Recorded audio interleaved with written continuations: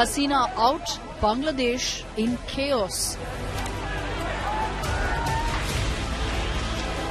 Loot, anarchy and flames of violence. Fueled by ISI China op regime change. Sinister Maldives-style India out campaign. Plotted in London and executed in Dhaka.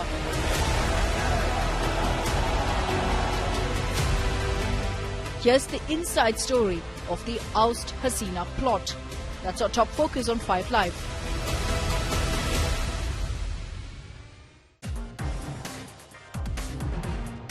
The situation in Bangladesh extremely precarious at this point of time. So Sheikh Hasina is in India. That's a pit stop. But will she be in India for longer? We'll explore that aspect. But the situation in Bangladesh, Hindu homes are being targeted, Hindu temples and businesses are being targeted, and we get you the inside story of the Oust Hasina regime change campaign, something that was plotted in the United Kingdom. Which were the powers at play, the deep state games at play, whether it's Pakistan's ISI or the deep state, both of the United States of America and China, and why did they want to orchestrate this and its consequences? So it's an India out campaign. Clearly, Pakistan and radical Islamists will enjoy or reap the harvest of what's being sown. I'm Gaurav Sawant. We get you details, but as always, let's get started with the headlines at 5.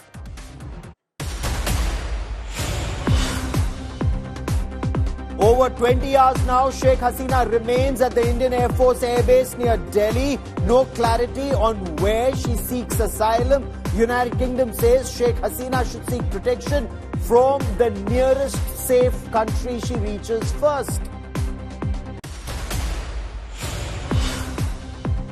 External Affairs Minister Dr. S Jaishankar briefs Parliament on the Bangladesh crisis, says Sheikh Hasina requested to come to India and says minorities are under threat in Bangladesh. The Modi government holds an all-party meeting.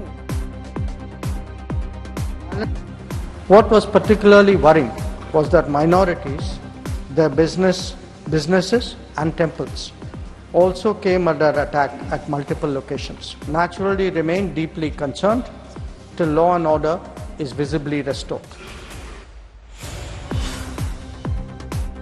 It's being seen as an ISI China operation regime change in Bangladesh that stands exposed. Intel sources say the blueprint was drafted in London. Bangladesh officials claim opposition leader Khalida Zia met ISI operatives.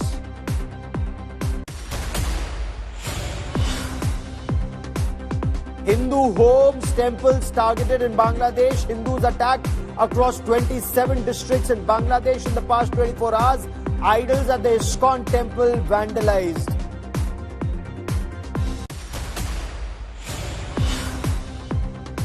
India shines at the Paris Olympics. Neeraj Chopra storms in the javelin finals with a record 89.34 meter mark throw. Wrestler Vinesh Fogart also storms into the semi-finals.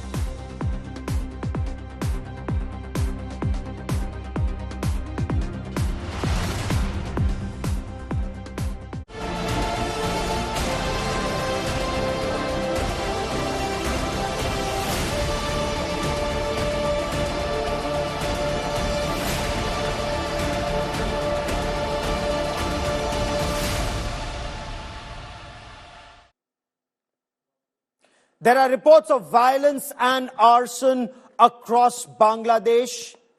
When the house of the Prime Minister of Bangladesh wasn't safe from the so-called revolutionaries who've turned into looters in under 24 hours, you can imagine what the situation would be on ground. Awami League leaders have been targeted, their homes torched, individuals targeted, but it's not just the ruling party leadership. Hindus are in the line of fire in Bangladesh. Hindu temples, Hindu shops, Hindu businesses, they've been targeted, and several are now trying to flee to India, seeking shelter in India. Before I get you more on this big story, let's start with the day's top developments.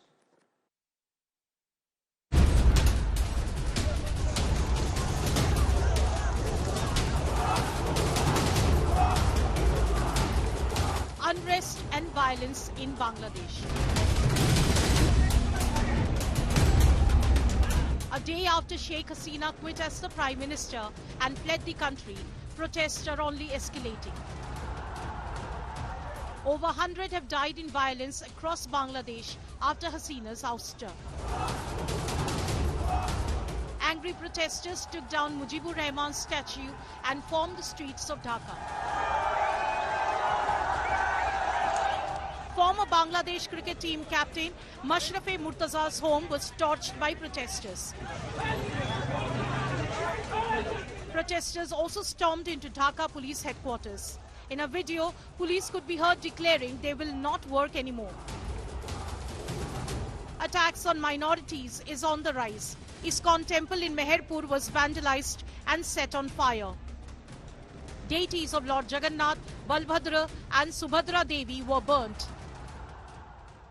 500 से 1000 आदमी आया तो हमारा इधर से घुसकर सब कुछ तोड़ फोड़ किया। साथ से उन लोग हमारा मंदिर पे अग्नि संयोग किया और गन पाउडर और इधर बोमा भी हमको निक्षेप किया। आप देख सकते हैं ये सारी सब कुछ तोड़ फोड़ किया। जो हमारा जो मंदिर का जो सीलिंग वो भी टूट गया बम निक्षेप करने के बाद। Hindu houses and business establishments were targeted by mobs in several districts. हमला का बहुत संभावना है और सब भक्त लोग और हिंदू जनगोष्ठी पहरा दे रहा है। चिटागंग में 3 टेम्पल में अटैक के लिए चाहिए और थोड़ा अटैक किया और हिंदू जनगोष्ठी और कुछ मुस्लिम पीपल सहायता किया। Meanwhile, Sheikh Hasina remains in India. The Bangladesh Air Force plane that brought her to India has returned. Security has been tightened at the Hindon airbase near Delhi, where Hasina is right now. VIP cars were spotted entering and leaving the base. BSF DG Diljit Chaudhary visited All India-Bangladesh border to take stock of the situation.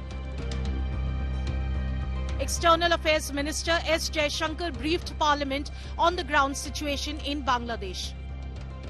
Since the election in January 2024, there has been considerable tension.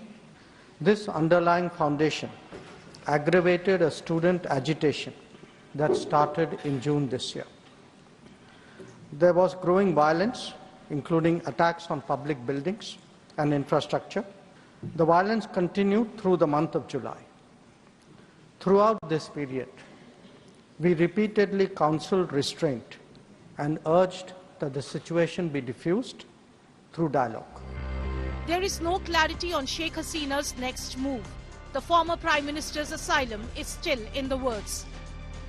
With Suryagni Roy, Shivangi, Ashutosh and Piyush Mishra, Bureau Report, India Today.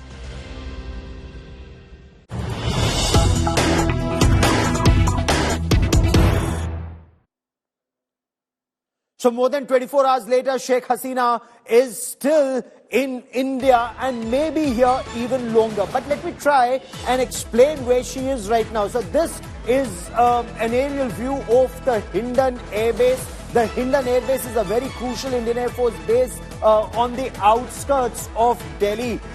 When we were to talk about the outskirts of Delhi, it's as the crow flies, barely about 15 kilometers from the international airport in the national capital. But this is a military airbase, and this is an airbase where you have the C-17 Globemasters, the strategic heavy lift transport aircraft of the Indian Air Force. You have them deployed here. You also have the C-130J tactical airlift Hercules aircraft of the Indian Air Force. Now, both are American-made tactical and strategic airlift aircraft. They're crucial to the Indian Air Force. And right next to this is the guest house, very close, in fact, to the runway, far from the roadhead, where Sheikh Hasina is at what is being described as a safe house. It's a very it's a very nice guest house of the Indian Air Force. That's where she is, in the officers' mess here. I want to bring in India Today's Shivani Sharma for more on this. Shivani, any clarity? Because Delhi was supposed to be a pit stop for Sheikh Hasina. Initially, it was being said that she'll refuel and perhaps change aircraft, and she would be on her way to the United Kingdom. But I believe there are some hitches there. What next for Sheikh Hasina? Rahul, we are right now outside Hindon Air Base, where Sheikh Hasina landed around 24 hours back. And today we've heard Dr. S Jaishankar, the External Affairs Minister in the Parliament, who has also confirmed that Sheikh Hasina wanted an approval, an emergency approval and a safe passage for escape that was provided by India. She has landed in Hindon, and for the moment she is in India. That means she will continue to be in India until she decides upon her next steps, the next asylum where she wants to head. But as of now, there are some bottlenecks, some hitches, as we are also getting through our sources the inputs from United Kingdom that they have not yet approved and cleared Sheikh Hasina's coming there. She's looking for other options. Meanwhile, we also see a lot of meetings happening here, Gaurav. Yesterday, NSA had received Sheikh Hasina here. Then we also saw her Prime Minister was briefed about not only the situation that's emerging in Bangladesh, but how India has beefed its security along the borders, and also on the movement of former PM Sheikh Hasina, who is in India, who is in Hindon Air Base, in a safe house protected by the Garud commandos. And now we have to see when Sheikh Hasina decides and she gets clearances for her next tour, a next asylum country she heads to. She wants to go to UK because her family is already there. Yes. But we have to see that how long it would take her to go there. And by that time, arrangements have been done properly to treat her well with full courtesy here in Delhi, in Hindon. Keep tracking that story. I will come back to you for more. But let's now talk about what is being described as the regime change conspiracy in Bangladesh. Now, there are experts who say that the Islamic Chhatra Shivir, the student wing of the Jamaat-e-Islami in Bangladesh, that's emerged as one of the key cogs in the wheel to orchestrate this regime change. Yes, there was student unrest. Nobody's denying the student unrest. But did the Islamic Chhatra Shivir members infiltrate into multiple universities in Bangladesh? Were social media platforms like TikTok, again, the Chinese role becomes extremely crucial. Remember, TikTok is banned in India.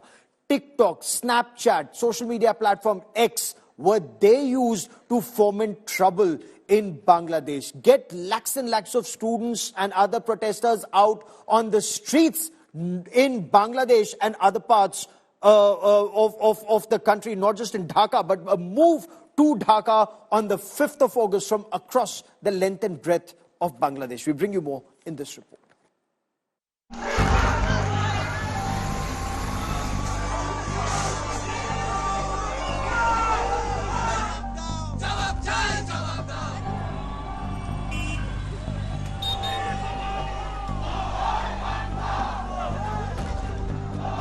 Months of violence and protest across Bangladesh ultimately ended Sheikh Hasina's 15-year rule.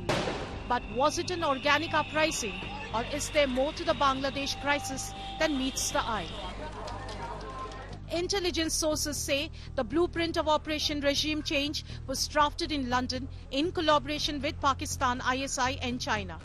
Bangladeshi officials claim to have evidence of meetings between the acting chief Bangladeshi Nationalist Party, Tariq Rahman, and ISI officials in Saudi Arabia. Son of Khalida Zia also allegedly met ISI operatives. Intel sources also point to China and Pakistan ISI hand in fanning the protest that forced Sheikh Hasina to flee.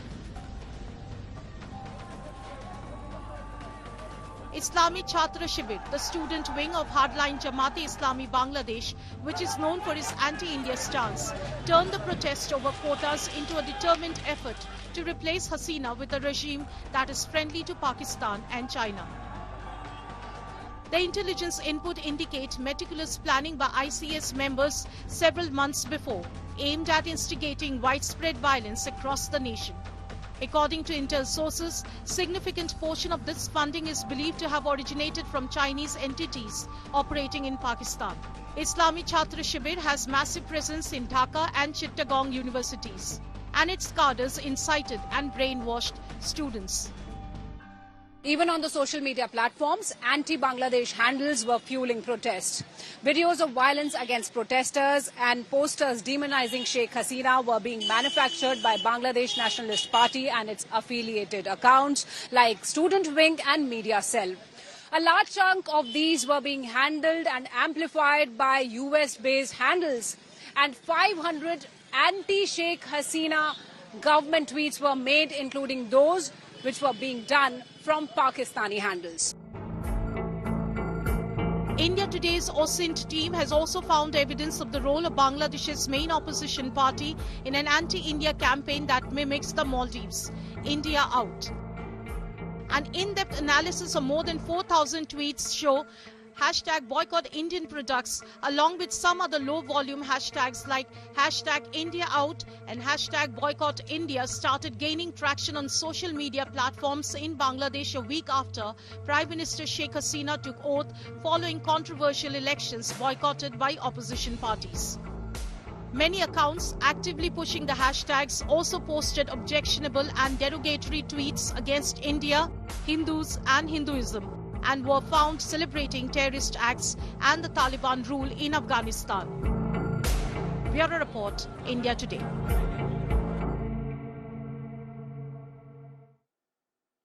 So was this an organic student uprising or a very well-crafted regime change operation where social media and big tech played a critical role? Were Islamists riding piggyback on the student unrest? And did organizations infiltrate the student unrest and foment it? Joining me now for more on this big story is Sushant Sareen. He's a senior fellow at the Observer Research Foundation.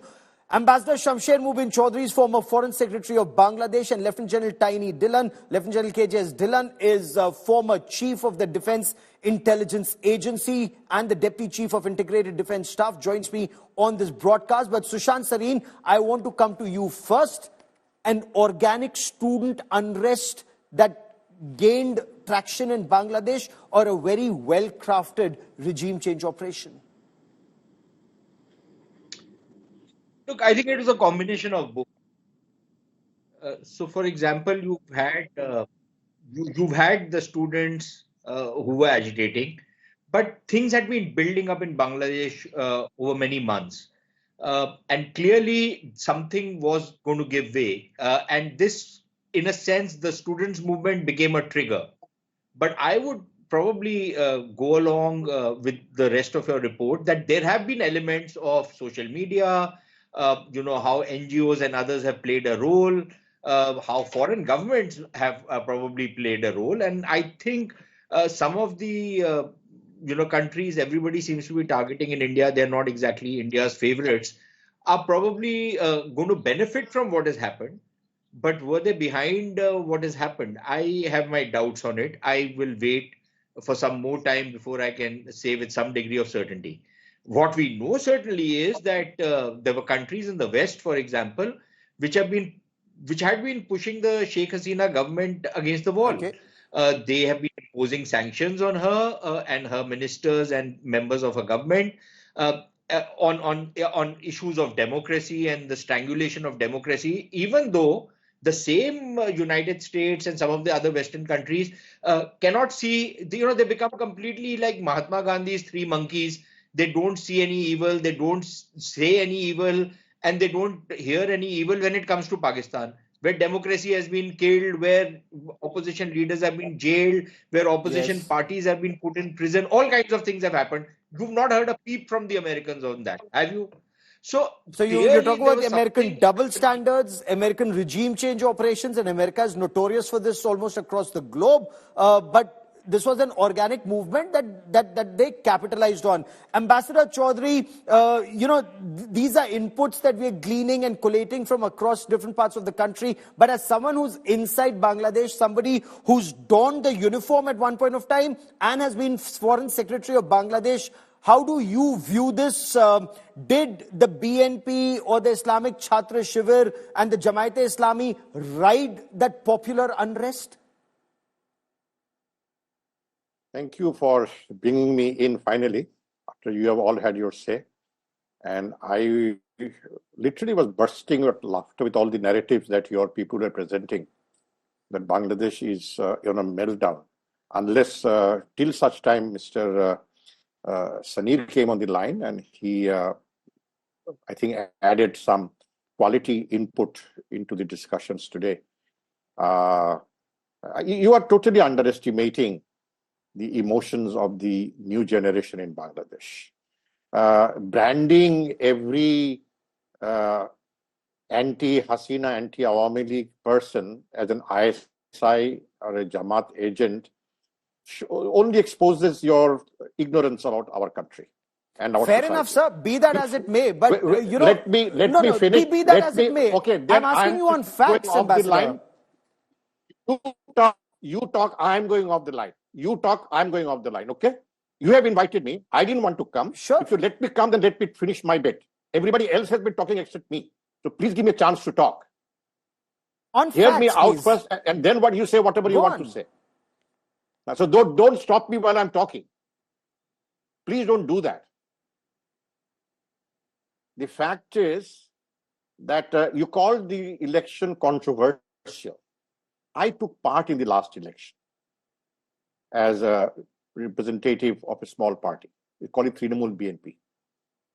And I have seen with my own eyes, I've experienced it personally, the degree of rigging that takes place in election under Sheikh Hasina's government. The election commission is handpicked by her. In 2018 elections, the vote were cast the night before the election, not even on the election day. So what are you controversial election? This is a fraudulent, totally rigged election with no legitimacy, with 7 to 10% voter turnout at best. And this is a democratic country, Bangladesh, which is born through a democratic movement, which turned into an armed movement. So you underestimate all that, you ignore all that, and you're finding an ISI behind every tree. Look, I'm a freedom fighter. I will never tolerate ISI activity in my country. I'm a freedom fighter. I fought for this country. I was wounded in the war. I was a lieutenant. Fair enough, but are you tolerating Hindu temples being targeted in your country? Because we haven't heard a word from you on Hindu temples being targeted and not one, multiple temples have been targeted. So, sir, you can switch off your camera, you can switch off your mic, but if you are being honest, then you have to tell me what are these protesters doing, burning down Hindu temples and homes and businesses across 27 districts in Bangladesh? You have no knowledge. Mr. Moderator, well, that's the Daily Star of Bangladesh, unless you're saying the Daily Star has no knowledge. Daily Star report was yesterday's event. What has happened since yesterday's Daily Star event and today is live on our free television. That the protesters, the madrasas are out there protecting all religious institutions belonging to the minority communities. The so Hindu, who targeted Buddha, temples? Christian, Let's take it one by one. Hold on. Please let me Sir, finish. Please be fair. Please be fair. Please be fair, Ambassador Chaudhary. You're former foreign secretary. You may have been an opposition leader, but you're also sir, please be fair. 27 districts were Hindu temples and homes targeted. Were Hindus targeted in Bangladesh? Were these protesters? Were these revolutionaries, or were they jihadis? These were not part of the revolution. Because revolutionaries has come out defending temples, churches, and Buddhist priests. These were people who were taking advantage of a fluid situation, and I condemn them. I condemn them from the depth of my heart. This is not Bangladesh. Now, you are reporting only of what happened yesterday. You forget that the 10 years, get you interviews of people I've spoken to today in Bangladesh. How many temples were burnt? How many Hindus were killed by the Awami League cadre? None of them were investigated. You go to Ramu, you go to Kumilla, you go to Noshindi, you will see examples of innumerable instances where Awami League cadres were burning Hindu temples, where Awami League cadres were taking over Hindu properties. None of them was reported in your television. Sir, for you it may be a political issue between the opposition and the ruling party. Ambassador, give me a moment, but the way we look at it, it's shameful that Hindus are being targeted the way they are, whether now or earlier. And I want to bring General Tiny Dhillon into this conversation. So for you, it may be a political reason that Sheikh Hasina's establishment was doing it, or BNP and Jamaat are doing it. Sir, we are not looking for ISI behind every tree, but we hope after this revolution, Hindus will be safe in Bangladesh. And General KJS Dhillon, that's a cause for grave concern right now, the way Hindus are being targeted. Whether the ambassador thinks it's yesterday's news or the development today that Hindus are fleeing, they want to flee in fear if their security is not, if their security, Sushant Sareen, is not guaranteed, Sushant Sareen. Yeah, I think the ambassador is quite right. It was the pogroms against the Hindus have been happening even under the Sheikh Hasina government. The only thing was that, at least on the face of it, Sheikh Hasina's government pretended to be secular and secularize the constitution. But on the ground, that didn't really work. And look, if you look at just the percentages of Hindus in Bangladesh, the real ethnic cleansing of Hindus has taken place in Bangladesh. It's not taken place so much in Pakistan, because much of what had to happen in Pakistan happened in 47. In Bangladesh, till as late as the 1970s, it was about 22-24%. Since then, it's come down to what, less than 10%. I think it's a 8.5% Hindu population. Where have these people gone? It cannot be that they've been outnumbered by the growth in Muslim population. They have been pushed out of Bangladesh. We know that. If somebody wants to deny it, you can deny it. So there is a major communal problem in Bangladesh. There has been a kind of, for the want of a better word, a genocide of Hindus in Bangladesh. And what happened yesterday will only enhance the insecurity of the Hindu community, because there has been no let or hindrance. Now, you can put 5, 10, 20 people out of 15 places and plaster those photographs on social media and on mainstream media and say that, look, people are coming out to protect these guys. But many of these mullahs and maulvis have been also responsible for these pogroms. And to deny that this kind of stuff is happening, I don't think it's going to serve any purpose except for propaganda purpose, because the reality is in front of everybody. And we can hear the screams, we can see people appealing, directly and indirectly to be evacuated from places, to be safe. Yes. Why else the Bangladesh army, for example, give numbers of military officers who need to be contacted if people are in trouble? But the Hindus claim that when we try and get in touch with these people, nobody is responding to our calls. So clearly there's been a complete breakdown of law and order. Yes, maybe in a few places, some good Samaritans have stood together to protect the minorities. But by and large, the minorities are extremely insecure in Bangladesh. Anybody wants to deny that reality, they're free to do it. But I'm afraid I can't accept it. And the world sees, Ambassador Chaudhary, what's happening on ground, whether you look at it as a fluid situation or something that's been happening in a sustained manner. The apprehension is that will this intensify in the days, weeks and months ahead? What is your reading of the situation, sir? I'm confident. I'm absolutely confident. I know my country better than you do. I know my society better than you do. I know my people better than you do. I'm confident this is a temporary phenomena. And as I've said, that certainly I don't want to see anybody suffering from a sense of insecurity. I spoke to the former health minister, who's a Hindu himself. He was feeling very secure. He was feeling very confident. He's moving around. Nobody's even bothering him.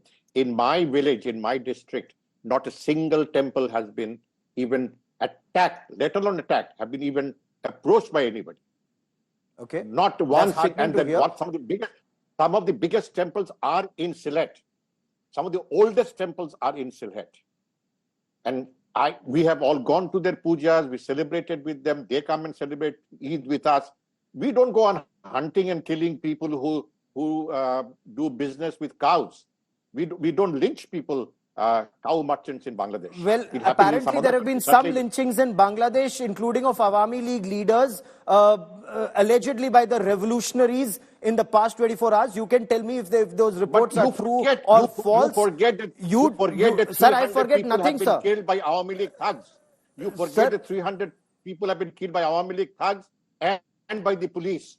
A young boy delivering water to the protesters have been killed, shot. A young student stood in front of the police with his hands out. He said, okay, I believe in justice in this country. You want to kill me, kill me. And that justifies lynching in your view, sir? Fair enough. But no action was taken against the policeman until yesterday. The government denied this incident. It was live on television. Maybe it was not on your television. It was live, on every television. It was live on every television, sir, without fear or favor. We show facts. We show facts without fear or favor. At the same time, we don't believe in selective cover-up either. And we don't believe in giving cover fire to radical Islamists if they're hoping to return to power, riding piggyback on a social movement. But let me bring in General Tiny Dhillon for another perspective on the story, Ambassador. Stay with me for a moment. Let me bring in General KJS Dhillon. He's former Chief of Defense Intelligence. General Dhillon, there are reports that seem to indicate that yes, there was student unrest. Yes, there was anger. But this is where the Islamic Chhatra Shivir, their cadres, they infiltrated universities. They fomented the trouble. Digital media, big tech was used from TikTok to X to Snapchat to foment the trouble. And the plot that was hatched in the United Kingdom with ISI, and of course, Ambassador Mubin Chaudhary may not like it, but BNP allegedly involved in it. What is your reading of these reports, sir? Thank you, Gaurav. See, this type of large-scale protests cannot be raised and sustained. They cannot be sustained the way these protests in Bangladesh have been sustained over the last few months. It's difficult to sustain an organic protest like this without funding, without any motivation, without any radicalization, without infiltration by the people who are going to benefit from this. So without getting into the names and other things, there are powers or there are forces who are going to benefit from Ms. Sheikh Hasina being ousted. And those can be counted when the time passes, as Mr. Sreen has very rightly said. As the time passes, those people will get exposed. So as of now, the student unrest, to just call it a pure students' unrest, I think let's not fool ourselves. They have been infiltrated by the radicals, by the Jamaat-e-Islami, by the ISI, and ISI presence is very much there in Bangladesh. No one can deny it. I am very sure Ambassador Chaudhary knows about it. Although, he has fought the liberation war, and that's one good thing about, Bangladesh people. They all have seen the liberation war. They all have seen the miseries brought to them by the West Pakistan. But it was disheartening to see the statue of Mr. Sheikh Mujibur Rahman, Bangabandhu, being brought down in such a dastardly manner. The person who gave freedom to Bangladesh, and if this is the payback, I think Bangladesh is headed for very difficult times. Ambassador, would you want to respond to this? The manner in which Bangabandhu's statues, and not one but multiple, have been brought down, some desecrated by, you may not want to call them revolutionaries, but perhaps they see themselves as revolutionaries, including one who was easing himself on Bangabandhu's statue? I certainly condemn that kind of an activity. I think Bangabandhu should be above any controversy, should be above any identity. I certainly don't support this kind of vandalism, bringing down the statues of anybody. At the same time, I don't support creating, deifying a political leader. Bangabandhu was undoubtedly a leader who inspired a whole lot of people during our liberation war. And I have written, what you are missing the point, that the student unrest, which started with the quota, gathered momentum in the society. Forget the ISI, forget the Islamic. It is families, young boys, who went out and provided them water and food because they were fighting for justice. They're fighting a hugely unpopular government. You forget the fact that only an unpopular government autocrat will run away from the country. A popular leadership will never run away from the country. Mr. Marcos had to run away, flee from his country. Shah of Iran had to flee from his country. Suharto in Indonesia had to flee from his country. The only unpopular dictators and autocrats have flee from their countries, not popular ones. You forgot, fair enough.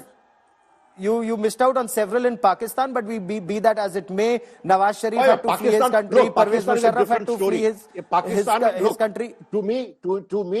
To me, Pakistan is a country that makes less and less of sense. So I don't even want to downgrade myself by talking about Pakistan. It's a society that doesn't make sense anymore. So I don't want to even talk about Pakistan. Agree It is with so you. bad. There I completely agree with you, but I want to bring in Sushant Sareen into this conversation once again, because Sushant Sareen, yes, there was popular unrest and there is no denying that fact. But did the Supreme Court and did the courts in Bangladesh not address that issue of quota? But the fire kept increasing, and was it organic, that fire that kept increasing, or this is where there were powers that played into popular discontent and unrest in Bangladesh?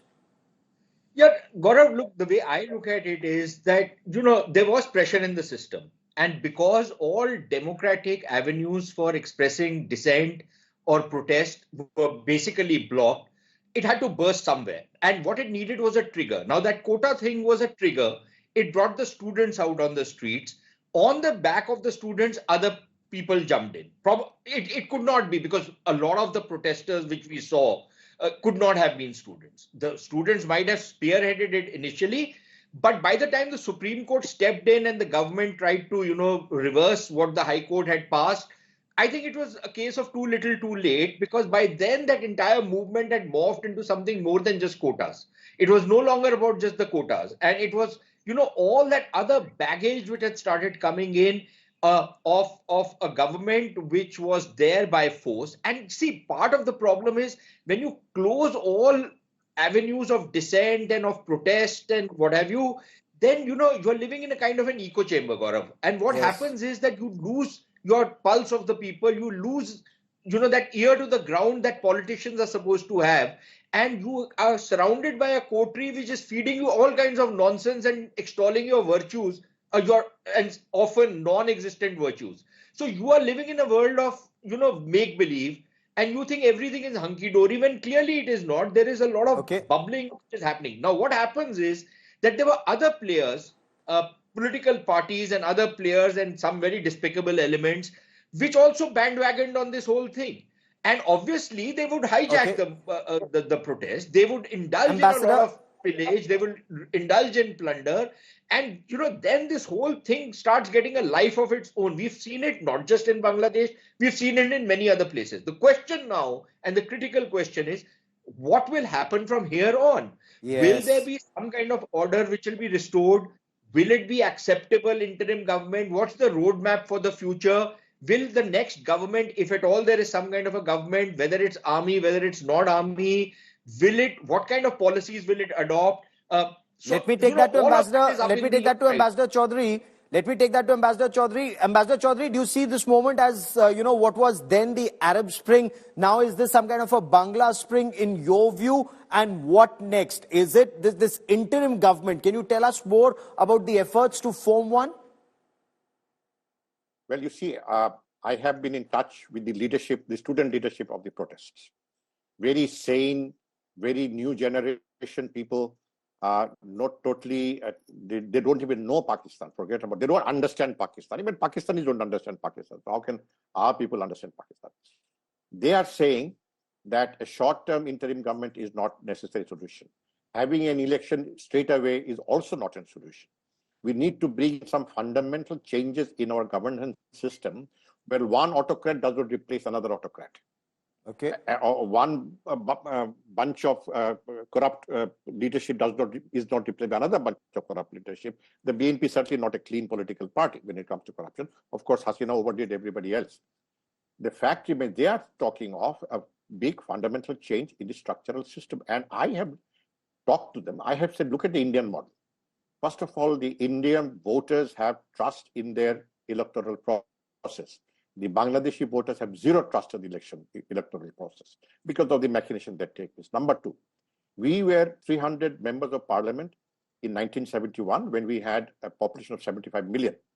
Today we have 170 million population, and the numbers of members of parliament are still 300, which is vaguely distorted. Number three, India has bicameral legislature. Why can't Bangladesh have a bicameral legislature? Even Nepal has a bicameral legislature. Even Sri Lanka. Then I thought we should also look at the Indian federal system, which is a role model, if you ask me. It works so well. Why, if Sri Lanka can have provincial governments with a population of 25 million, the size of the country is half of Bangladesh, why can't Bangladesh have provincial governments? But all of this will take a long time. So does that mean by the time these solutions are found, that interim government or the army stays in, so General Waqar Zaman stays in power? Gaurav, the interim administration, whatever it is, should have a long life period, at least a year, and through ordinances by the president, these changes can be incorporated into the constitution and then passed into law in the parliament. Our constitution allows that. See, these fundamental changes are necessary, absolutely necessary. And unless you you replace one bad apple with another bad apple. We don't want that in. I don't want that. So you're saying that Begum Khalida Zia or BNP leaders will not be in power? Is that what you're indicating? You see, if we have proportional representation in the election, like in Sri Lanka, like in Germany, not first past the post system. In India, you can afford to have the first past the post system because your electoral process works. In our system, electoral process doesn't work. So we have to have the system of non-party caretaker government that we had in the past, which the Awami League threw away for their own benefit. It was a very popular system. Everybody accepted it. Every election under the non-party caretaker system led to a new government being elected. The anti-incumbency played a major role.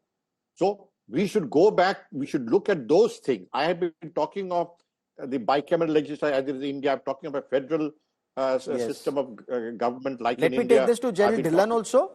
General Dhillon, while all of this is being worked out, do we then get to understand that it will be General Waqar Zaman and a team that he puts together, that the army would be in charge in Bangladesh, and the apprehension that many have in India? Because Ambassador Chaudhary says, don't look for an ISI agent behind every bush. Is that practical in terms of given the ground realities in Bangladesh? See, what needs to be done immediately is stop the violence, stop the bloodbath. First, the killings, as I saw on your channel only, 100 people have already been killed or died in protests, even after Ms. Sheikh Hasina has left the country. Yes. Now, this needs to stop. Innocent lives must not be lost anymore. Now, what type of a government, what type of an interim government, what type of a temporary government, or changeover, or when they want to have the elections, that is an internal matter of the Bangladesh per se. But what we need to do is the very important question which you asked: what from here? Now, from here, Bangladesh has to understand Bangladesh has got India on three sides, Bay of Bengal on one side, and Myanmar partially. Bangladesh must mend fences with India, must have very cordial relations with India. India as a big brother and wanting a stable neighborhood would assist Bangladesh in reconstructing and re-establishing democracy. The actual democracy. I'm not getting carried away by what Ambassador Chaudhary is saying or what others are saying or what others are not saying. I go by what the elections results show of a particular country. We need to have stable government, stable democracy in our neighborhood, which is in mutual interest of both the countries. The transition from what mayhem is going on today to a stability in Bangladesh has to be worked out by the Bangladesh people in conjunction with their military, their political parties, their thinkers, all the people who, the opinion makers, what is best interest of the country. As an Indian since you or mentioned, India as a country, we need a stable neighborhood.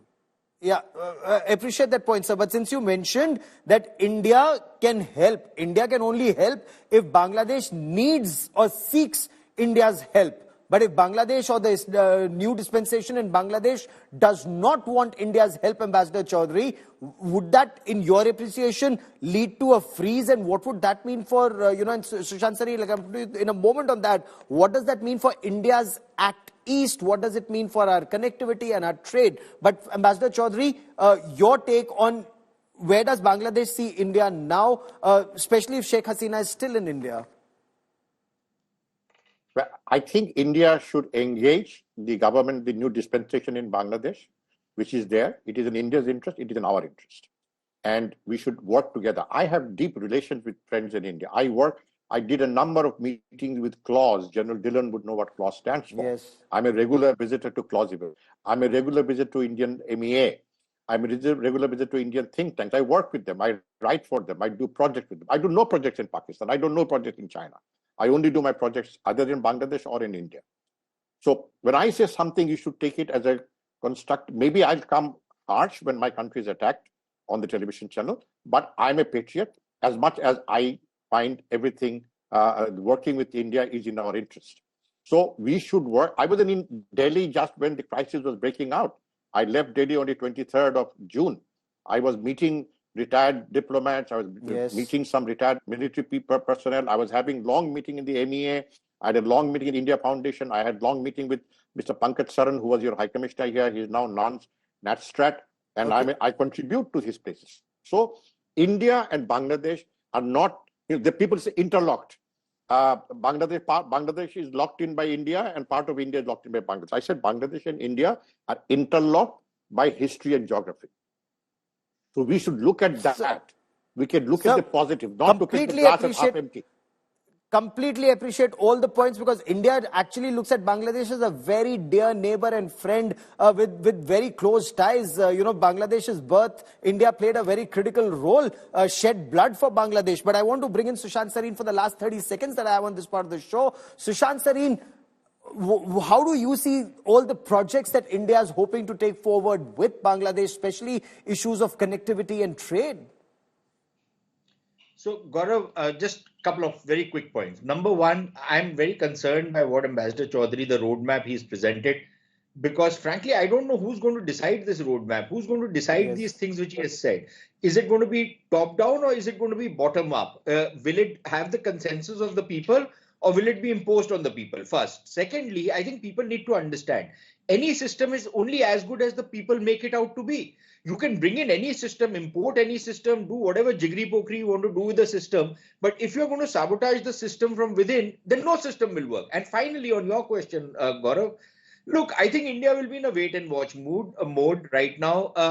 I think there are going to be serious concerns that if the instability persists in Bangladesh or there is a hostile regime which comes to power in Bangladesh, then many of those projects, and those were very ambitious projects which were beneficial both for Bangladesh as well as India, they tend to get stalled. They probably fall aside, because how do you have connectivity if you have a hostile country on your border? You can't have connectivity. It's that the Pakistan. We've seen that on the western border. Absolutely. So I think we have a problem on our hands. Let's wait and see how it resolves itself. But situation is extremely worrisome as of now. The situation does remain worrisome. But look at what has happened in Maldives and Sri Lanka. I think that's also to be kept in mind. I mean, you cannot blame only one side for everything. Oh, absolutely. And I've reported both Maldives and Sri Lanka on ground and clearly relying too much on China has its adverse impact on India's neighborhood. But let's see who learns that lesson and how. Ambassador, for joining me here on India Today. Many thanks. Also want to thank General Dillon and Sushant Sareen. Sheikh Hasina ruled Bangladesh for over 15 years, but in the end she was given just about 45 minutes to pack up her bags and leave. She was told to rush to the helipad and leave Bangladesh because the revolutionaries were on their way to the Ganbandhan or the Nivas, her official Prime Minister's residence. Now the situation was extremely tense. She wanted to record a final farewell speech. The army said, no time for that. Leave now or it may be too late.